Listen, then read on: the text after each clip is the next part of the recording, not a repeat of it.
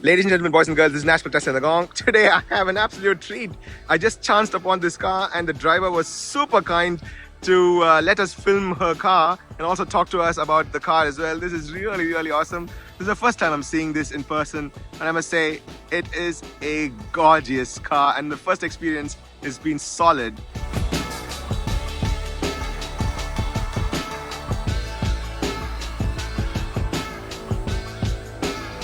I am inside an absolute beauty of a car. This is the Mini Cooper S EV version and I have the owner Angela with me who's been very happy to share her thoughts about this car. So how long have you been having this, mate? About 6 months we've had this car for now. Okay, and what prompted you to get this car as opposed to maybe the other cars out there?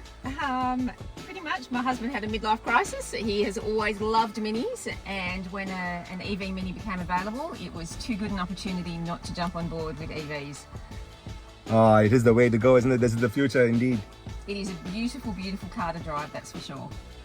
That's awesome. Now just talk us through the console first and then we'll go from there. Right, not sure exactly what to say. We can start from the bottom then, yeah. What, through the buttons? Yes, please. You mean? So first of all, you toggle to turn it on and off. So that is the start-stop button? Start-stop, yep. Yes. This button here can change you through your modes. You've got a sports mode, a green mode and an eco mode. The only thing is when you're in eco mode, you can't actually use any of your air conditioner or anything like that. It really is a power saving mode. Mm-hmm. You have a distance or collision avoidance, yep, for the person in front of you, and this one here is actually a parking assistance button, eh? Yeah, which works incredibly effectively. We personally don't use it, but it is a very effective system. We have tried it to see if it works. And then you have the gear selector here? Yes, which is very easy. It's just got a button on the side that you push in just to move forward and back like that.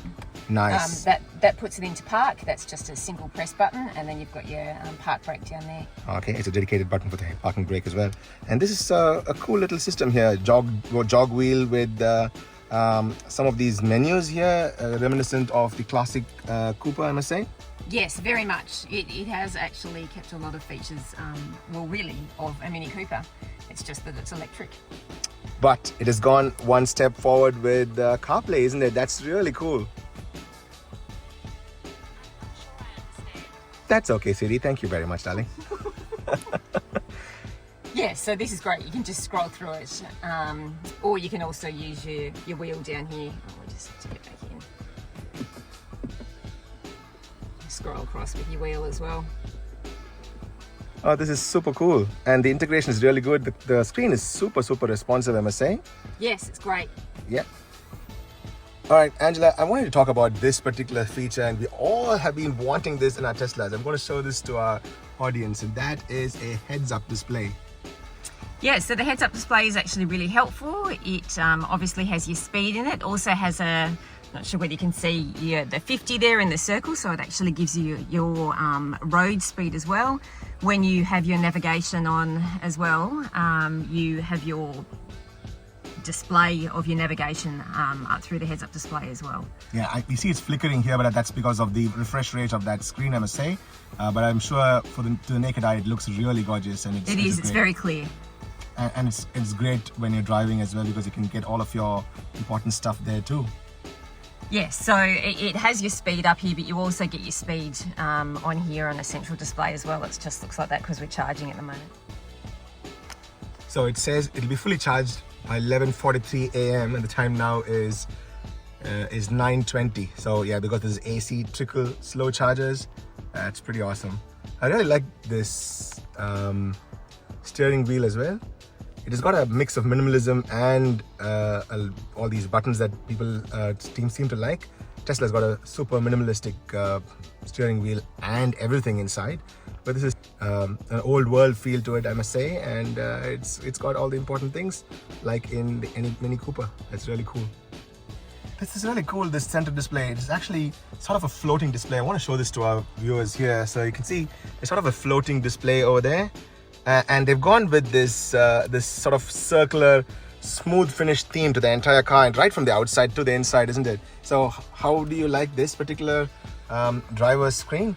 This is actually really helpful for quite a few reasons. Down the side here, you've got your display of how charged your car is. So that's actually really helpful to be able to keep a track of when you're driving. And it also gives you up here how many kilometres you've got until you're empty, which is very helpful as well.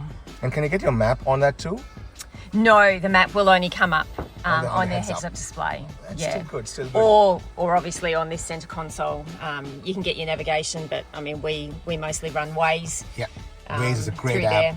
100% agree. And it gives you like a live feedback of what's happening as well. Really love Waze. Absolutely. So talk us through the audio system of this car. I see they're all Harman Kardon speakers, really top of the line. So how are you enjoying the audio quality of the car, and what's the audio experience? Look, I believe there is something like 7 speakers in the car, which is quite remarkable considering it's quite it's a small space, obviously being a Mini, although having said that, it's actually a very roomy car. Audio is beautiful. Oh yeah, there Great must sound be quality. surround sound at all, eh? Yes. And I must say, I'm a large man, and I find the front passenger seat very comfortable too. Yes, it is. Look, for a 2-person car, it's actually very roomy. My husband's quite tall, and he doesn't have any problems either with the roof or with the foot space. Oh, that's awesome. The top of the car is as gorgeous as the central console as well. So this got a gorgeous little sunroof too, and that is really awesome. And is this how you activate this, you reckon? That's one? Yes, that's the sunroof. Okay, let's try and work this. So, oh, that is gorgeous. Wow, look at that.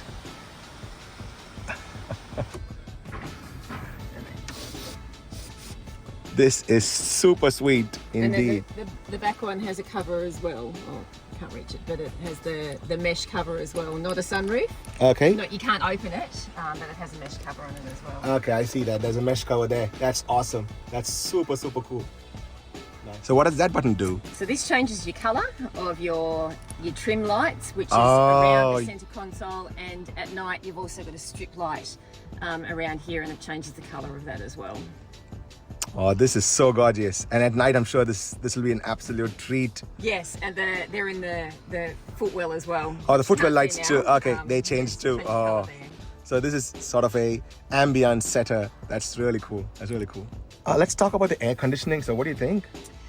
Air conditioning is great. It has a couple of features that are quite helpful in terms of the Max AC. Will just give you obviously a blast of air conditioning, so it'll turn your fan volume all the way up to the top. I must admit, in comparison to the car that we had before this, the air conditioning is probably not quite as efficient. It takes a little while longer to kick in, but once it does, it's actually a very effective system.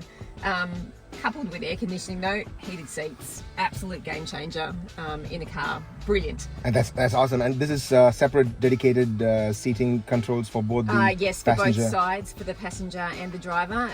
Also with your air conditioner, you can set and change your dual control air conditioning.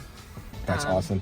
And I love the way these things change with the temperature as well. Look at that. Yes. How cool is that? That's super cool.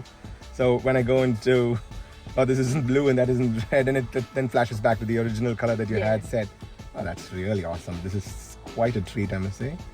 There is something satisfying about jogging a wheel as opposed to using the screen, because in Tesla we only use the screen all the time. But Okay. This is definitely got that old school feel to it, but a good one at that. And I love the way these are frameless doors as well. They're really cool, and it has a similar theme to what Tesla does. So it lowers the window glass plane a little bit, then it pushes up a little bit up once it closes to show it again. So there you go. It lowers it down when you open and then close, and then it pushes up a little bit, very similar to what the Tesla Model 3 and Y does, because those are frameless as well, of course, for the S and X too. That's really cool. And if you want to really judge a car's quality, the build quality, I always do this. That's one satisfying thump, I must say. It is actually, isn't it?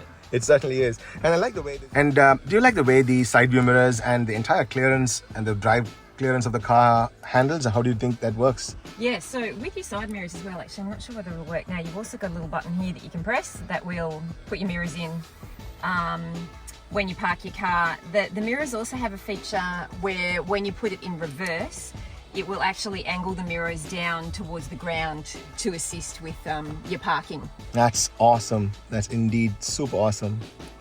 Okay, the rear seat space is not the best, but it's okay, isn't it? Look, it's definitely designed as a two-person car. You can put people in the back seat, but you would want to be quite short because you'll notice, oh, not on my side. I'll put the seat back. Once the seat's all the way back, there really isn't any space. But if you're a shorter person in the back seat, then yeah, for a short distance it would be okay. Yeah, and it does have an okay kind of a boot for groceries and maybe a couple of duffel bags and maybe a couple of airbags, you think? Yes, look, it is a smaller boot. I do find, like I've done here, I need to utilise putting down half the seat to fit groceries in. But if you were doing a small shop, it would be okay. That's awesome. That's right. Let's do it. Let's go for it. So it's just got the... Oh, that is a sub trunk as well. Yes, that's pretty exactly. Which is where we keep our charging cables. Uh-huh. And what are the cables that came with the car? This is the only cable that came with the car. Okay, that's a 10 amp. I believe this is a this is a 10 amp plug which goes into your home charging, and that is a J1772 plug there. And then yeah, we bought the other charger. Yeah, that's pretty cool. Very quickly, the keys. Okay, if you want to open and close the door. Yeah, so that one locks. Okay. That one unlocks. Okay. And that one will just unlock your boot. Oh, doesn't have an automated boot, does it? No, it doesn't. No. Okay. Cool. Also, when you unlock, does this get not charged anymore? Something happens here when you unlock. But thank you for reminding me, because I would have walked away and then come back and charged. So this has a CCS2 port at the bottom, so it can take DC charging, and this is the J1772 plug as well. That's pretty awesome. Thank you, Angela. This is so kind of you to share all this with our viewers. So what do you think? What sort of person will love this car? Look, I think people that live in town that do a lot of town driving, stop-start driving around town, would love this car. It is a beautiful car to drive. It's very easy to park. Overall, it is just a sexy car, and I love everything about it. I'm sure you do. Thank you very much for sharing your thoughts on this car, mate. My pleasure. Lovely to meet you. Same here.